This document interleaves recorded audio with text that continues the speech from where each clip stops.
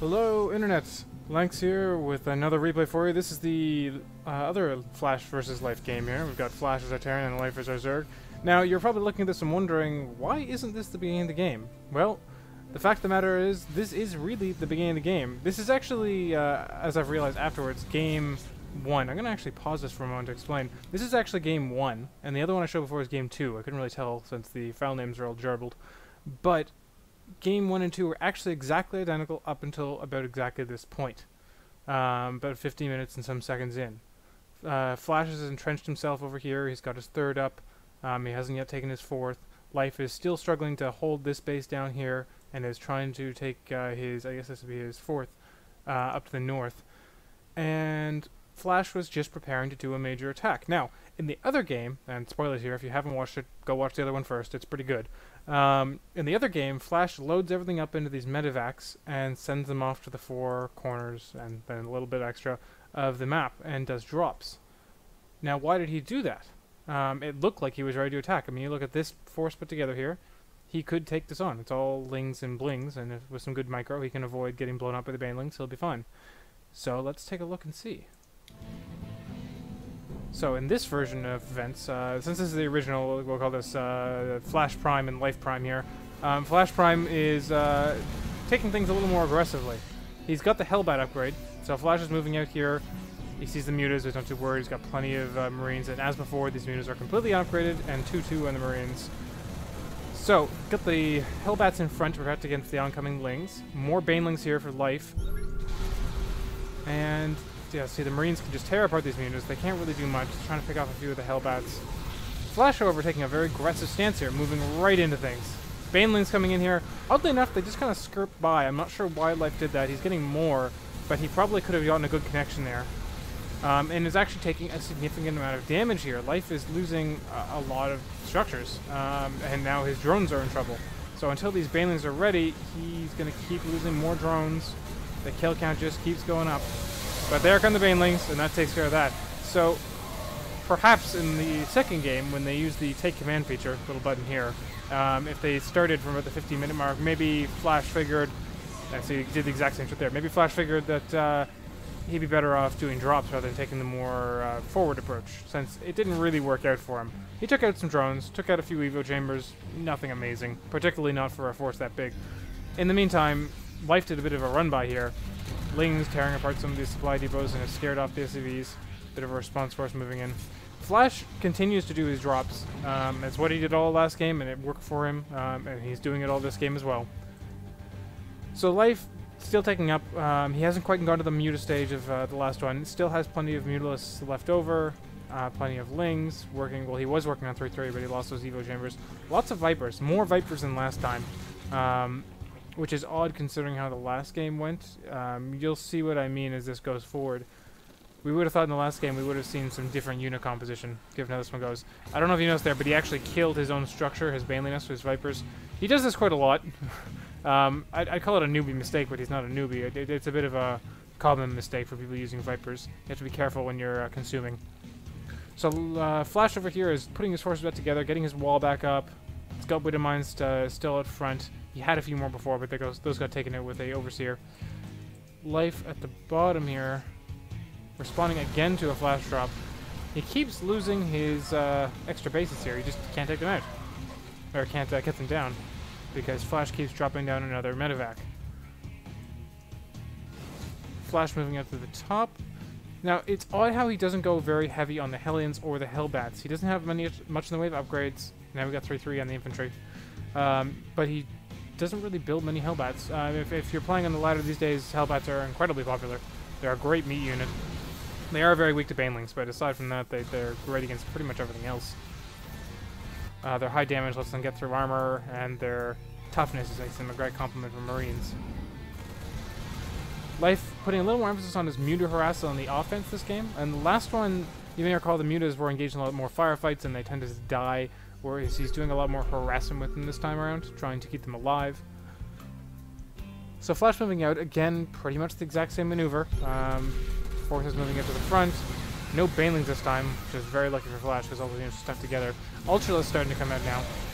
Gives Life a nice edge. Remember, they're much more deadly in Heart of the Swarm with the upgrade on the damage. They don't do extra damage to armor, they just do perfect damage to everything. So more Blinding Clouds down, doing more ducks. Very good idea. If you're playing against a Terran player who's using a bio army, you really need to take down those medevacs, because medevacs are what keep it going. Otherwise, they just stim themselves to death.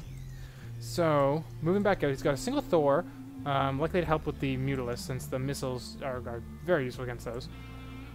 More Ultralisks from life this time. He's going very heavy on the Ultralisks.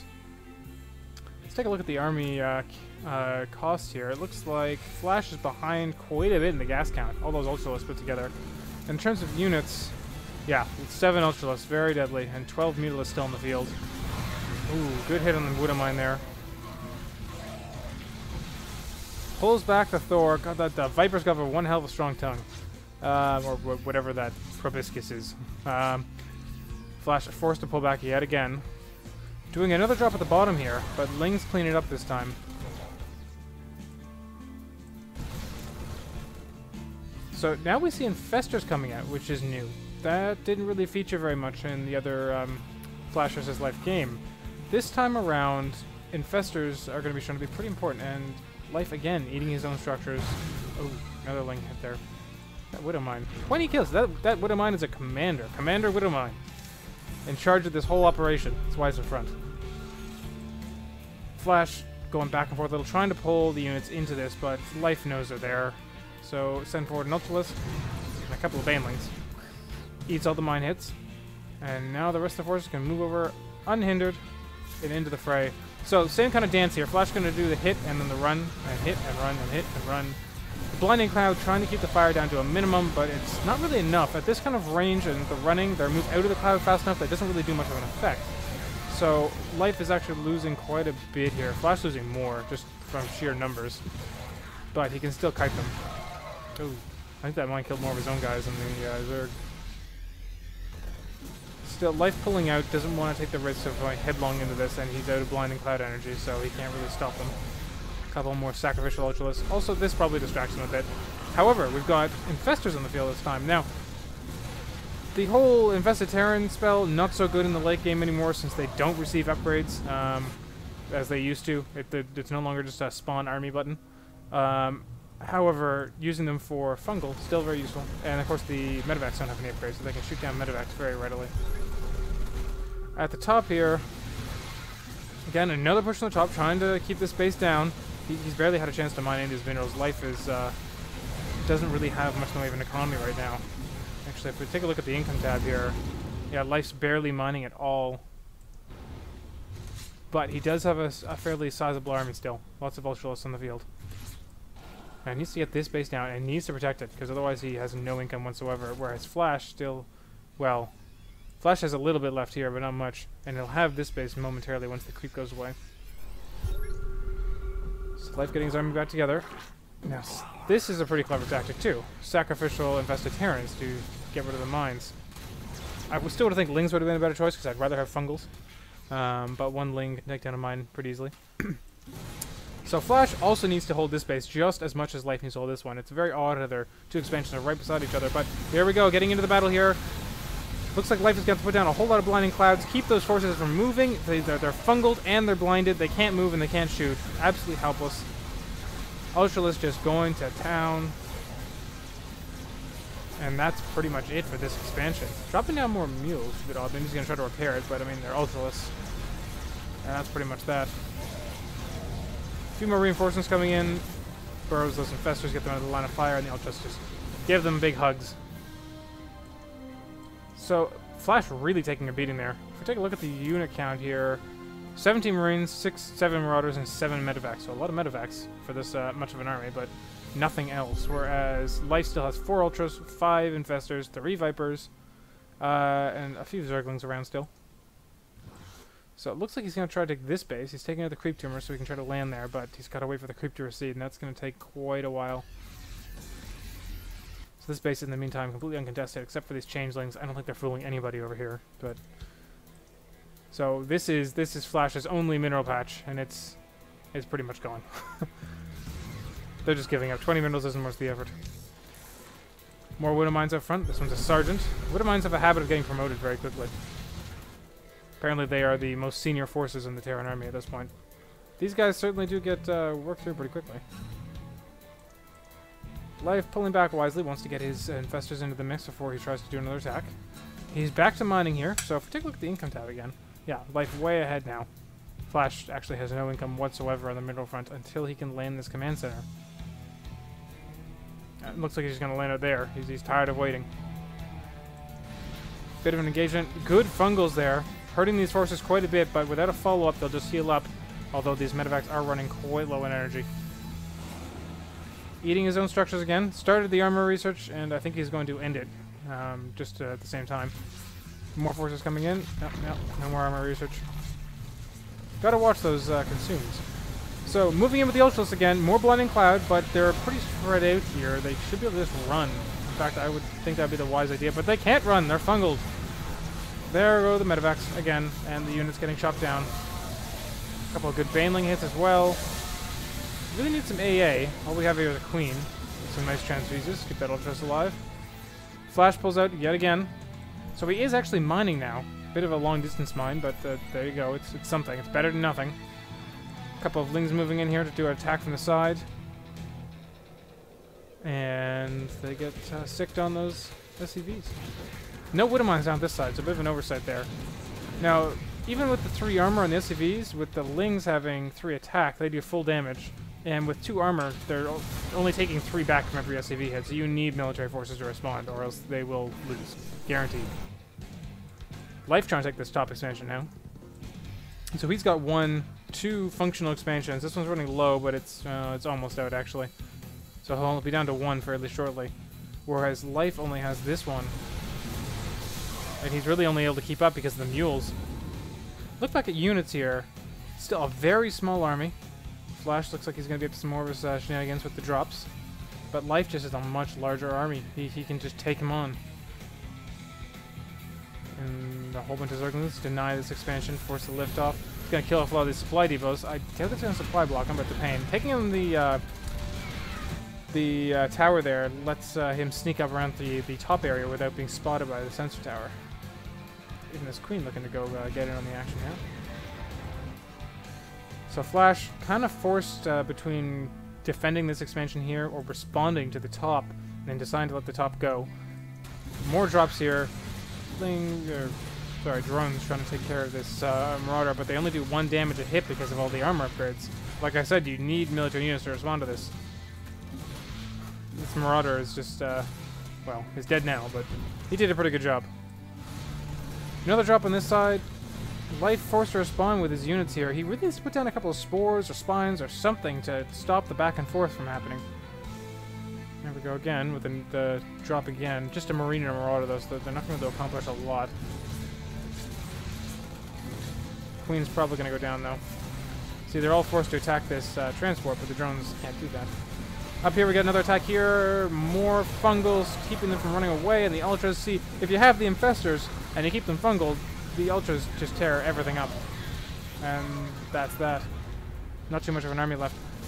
Flash bringing his other transport over here, taking down the spawning pools, so no more Lings. However, the Ultras will have a word with them. Oh, looks like they're going to cut and run again. Now, does he really need a spawning pool? He does have an Ultralisk Cavern, but being able to make Zerglings is frankly pretty important.